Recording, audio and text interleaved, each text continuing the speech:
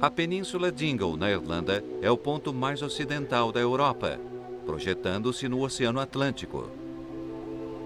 É conhecida como a Costa Esmeralda. Este é um país antigo, repleto de tradições. É habitado há 6.000 anos. Sua história e suas lendas foram forjadas pela aridez desta paisagem. O mar é uma presença em constante mutação. Está sempre ali e é o pano de fundo para esta caminhada. Nossa caminhada nos levará ao coração da península, bem como ao longo de sua famosa costa. Embora seja o fim do verão, vamos sentir os efeitos do oceano. Seu humor, que se altera repentinamente, comanda o clima e o estilo de vida dos habitantes locais. Nosso ponto de partida é uma incrível enseada. Inch Beach se estende por um longo e raso banco de areia que penetra no mar. Na maré baixa, a água fica a 1,5 km de distância. Um surfista solitário tem de andar um bocado para encontrar ondas grandes. Hoje o mar está de bom humor. A enseada é um paraíso tranquilo, uma imensidão de areia prateada. Junto à praia, as casas da aldeia Inch se aninham em torno da enseada.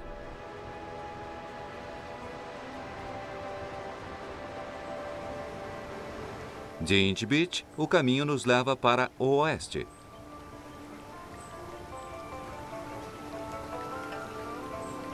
Nos conduz através de morros com trilhas suaves e serpenteantes. Nosso destino é a primeira etapa de uma das caminhadas mais belas da Irlanda, o Dingle Way. Quando chegamos, o sol começa a despontar. A trilha nos leva a Enniscole, vilarejo conhecido por ter 2 lojas e 8 pubs. Este é o mais famoso, a estalagem Polo Sul. O nome pode soar estranho em relação à geografia, mas tem sua razão de ser.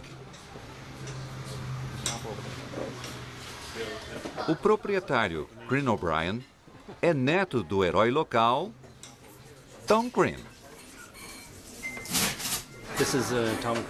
Este é o pub de Tom Crean. Tom é um herói nacional e um famoso explorador da Antártida. Tom Crean se alistou na expedição do comandante Scott ao Polo Sul, mas não fez parte do pequeno e malfadado grupo que enfrentou o último trecho. Sua equipe acabou encontrando os corpos de Scott e seus companheiros e, de volta ao acampamento, Crean foi condecorado por bravura.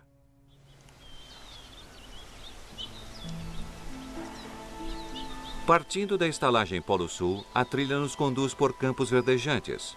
A estrada corta em linha reta uma paisagem ampla, salpicada de chalés.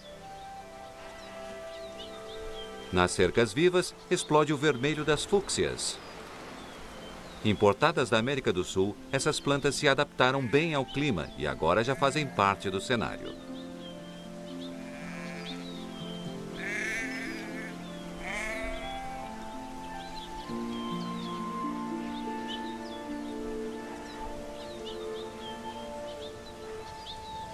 Estamos a caminho do lago Enniscole, nosso primeiro contato com a Irlanda antiga. Por todos os lados, vemos rochas pré-históricas que estão aqui há milhares de anos. Diz a lenda que o herói celta Cuchulainn viveu nestas montanhas e aqui lutou com um gigante. As rochas espalhadas à volta teriam sido arremessadas por eles e ainda permanecem no lugar onde teriam caído.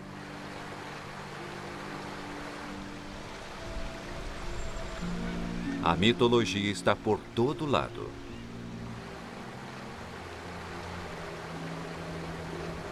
Outros contos falam de monstros à espreita no lago, prontos para abocanhar qualquer mortal que ouse se aproximar da margem.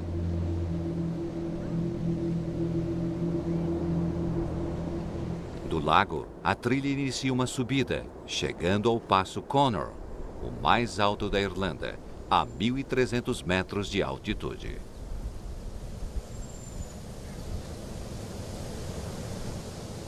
No alto da colina encontramos Bernie Goggin, profundo conhecedor da flora, da fauna e da geologia irlandesas.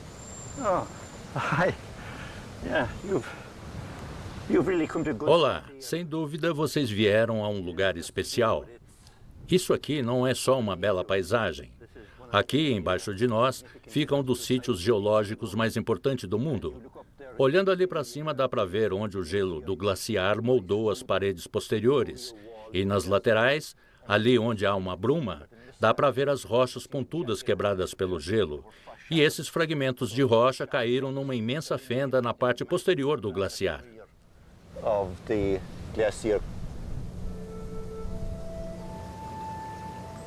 Mas a ciência não é capaz de explicar as plantas e os animais em Dingle. Sua origem é obscura. Eles têm mais em comum com a flora e a fauna das zonas mediterrâneas.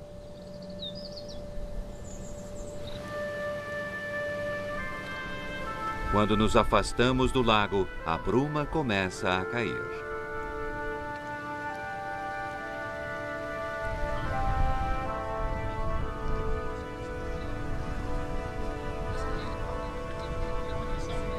Mas o nevoeiro não parece incomodar os caminhantes.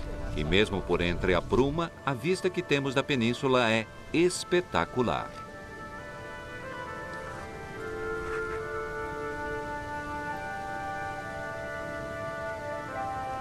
Descendo o desfiladeiro, seguimos a rodovia que nos levará à cidade de Dingle. O nome na placa é estranho.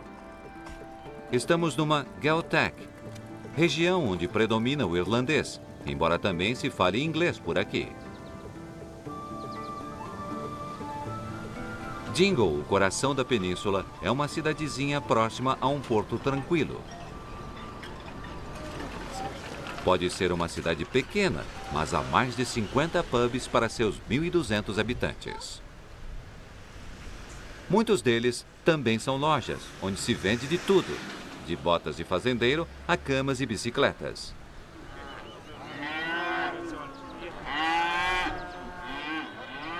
Hoje é dia de feira, uma oportunidade para os fazendeiros das colinas à volta se encontrarem para comprar e vender seus animais.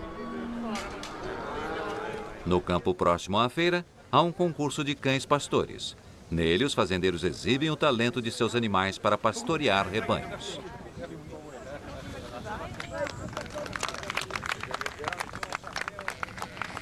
Estes cães pastores trabalham de verdade e suas manobras não são mero exibicionismo. As tarefas que executam são vitais para controlar as ovelhas nas montanhas.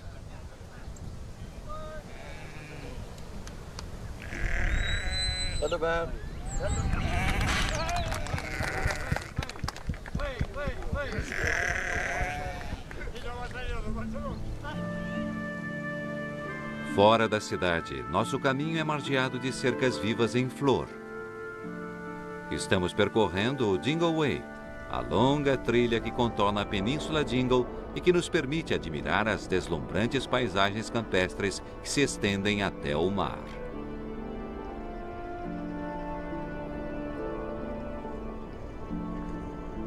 Logo chegaremos à pitoresca aldeia de Clohan. Esta região é dedicada ao monge explorador São Brandão. Há uma igreja com sua estátua na entrada. Segundo a lenda, este monge e seus seguidores zarparam daqui no século VI e conseguiram chegar à Groenlândia e talvez até à América. E foi em homenagem a São Brandão que o pico mais alto da região recebeu seu nome. Foi daqui que ele teve a visão de uma terra do outro lado do mar. Aqui começa o caminho do peregrino, uma trilha medieval ligando uma série de antigos redutos cristãos que serviam aos fiéis de pouso e locais de oração. A trilha leva ao topo da montanha e é mais perigosa do que parece. Por questões de segurança, recomenda-se que os caminhantes sigam em grupos. Durante séculos, o Monte Bredon foi considerado uma montanha sagrada e no caminho encontramos santuários elaborados, pontos de parada para os fiéis em oração. Mas antes de alcançarmos o topo, o tempo fecha drástica e rapidamente. Um choque para quem não está acostumado com o impacto do clima local. Somos obrigados a pegar outro caminho para voltar à trilha, contornando o flanco da montanha. Mesmo daqui, a vista é espetacular. Pode-se ver ao longe o Atlântico, de onde o próprio Braden teria partido no passado.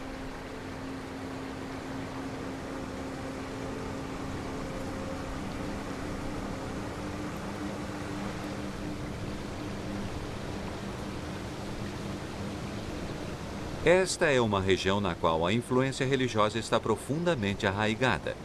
A trilha leva agora a um local no coração da cristandade em Dingle, a pequena aldeia de Kilmalkedar. A igreja de Kilmalkedar pode ser pequena, mas é importante, pois este prédio antigo é a igreja nova construída por volta de 1135 sobre fundações ainda mais remotas. Há uma janela na igreja conhecida como o Buraco da Agulha. Diz a lenda que aquele que por ela passar vai direto para o céu.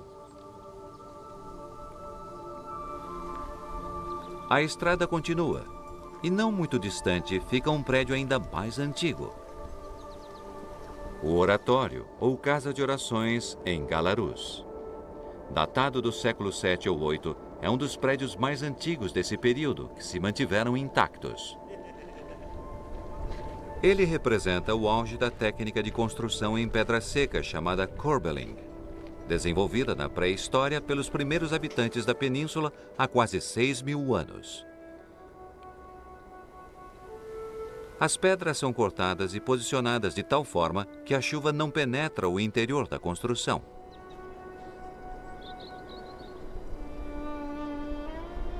Abaixo de Galarus, há outra aldeia, Anmuriok. Há uma capela junto à estrada, mas está cercada de mato.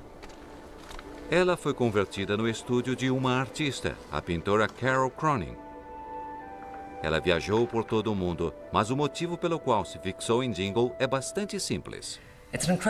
É uma parte incrível do país, nunca vi nada igual. Não importa a estação, se está sol ou se chove, isso aqui quer dizer, é um paraíso para um pintor. Eu adoro. E ainda não consegui transferir tudo isso para a tela.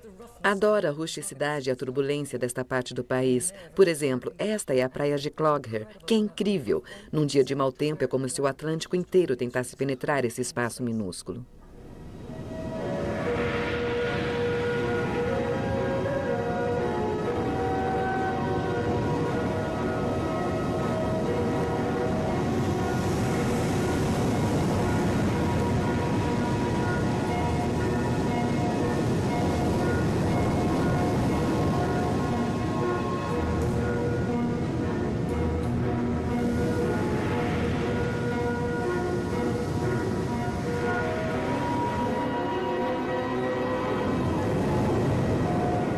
Amanhã descobriremos mais a respeito do oceano e sua influência sobre esta península com nossos próprios olhos.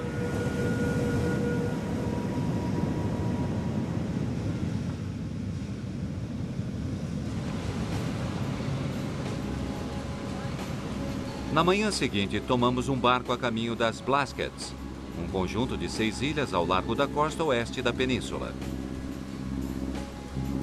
E somos acompanhados por um golfinho, famoso residente local. Nosso destino é a ilha Great Blasket.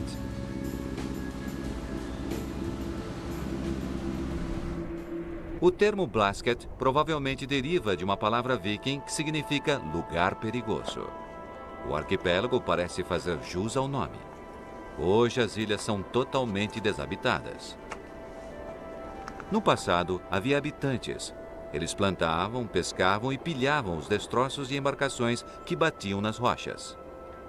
Mas o clima e a aridez do solo tornaram a vida praticamente impossível, embora os habitantes se esforçassem ao máximo. As casas eram voltadas para o sul de modo a captar o calor do sol e ficar sob o abrigo da montanha, e os telhados eram de palha para aquecê-las no inverno. Mas a vida aqui era tão precária que no início do século XX, muitos se arriscaram a emigrar para a América, abandonando as ilhas e a cultura que um dia lutou para fincar raízes neste solo. A vida nas Blaskets era dura, mas refletia as dificuldades enfrentadas por todos que habitavam esta península no extremo da Europa.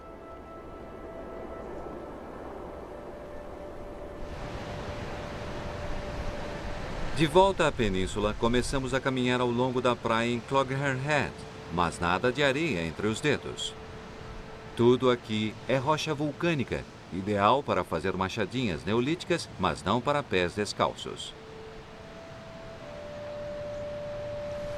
No alto do penhasco há uma casa com uma vista sensacional.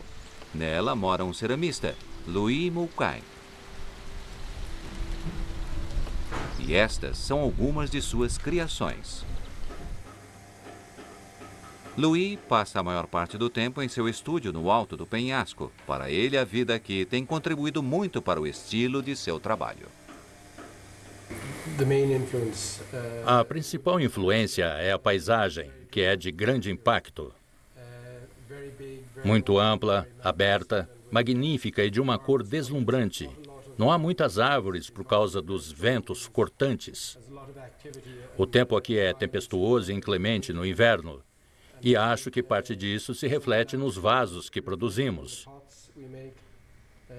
Vários deles são muito grandes e bastante impressionantes, por causa, principalmente, das cores que usamos.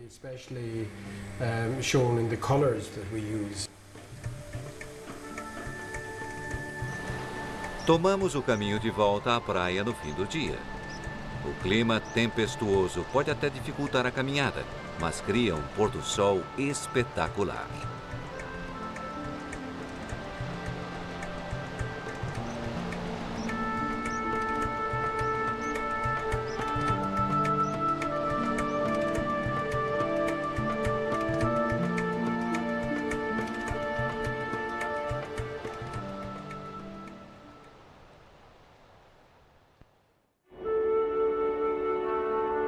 Na manhã seguinte, continuamos a margear a costa.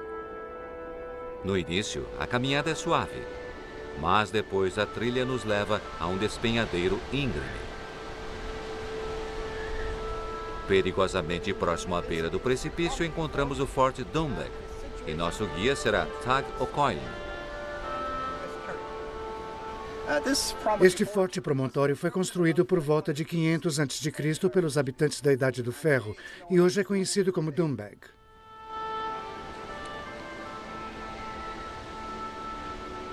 É uma das relíquias mais interessantes da Idade do Ferro em Dingle.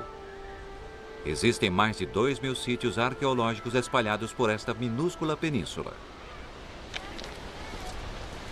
Este é o caminho de pedra original descoberto pelos arqueólogos enquanto escavavam o solo. Ele foi feito há 2.500 anos. Ou seja, estamos caminhando sobre a história.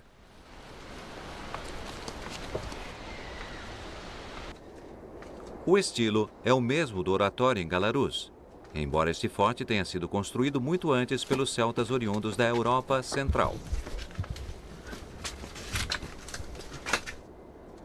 Foram eles que trouxeram para a Irlanda a língua e a cultura celta que tanto encantam os turistas de hoje. Este assentamento, que já foi ermo no passado, construído de forma simples mas sólida, enfrentou mais de 2.000 anos de vendavais e tempestades, sendo um símbolo da resistência do povo que vive nesta costa mais ocidental. Infelizmente, esta pequena parte do legado irlandês se encontra ameaçada pelo Oceano Atlântico. Lentamente, o penhasco vem sofrendo erosão. As construções antigas e insubstituíveis agora ficam diretamente sobre o mar e logo despencarão, desaparecendo para sempre.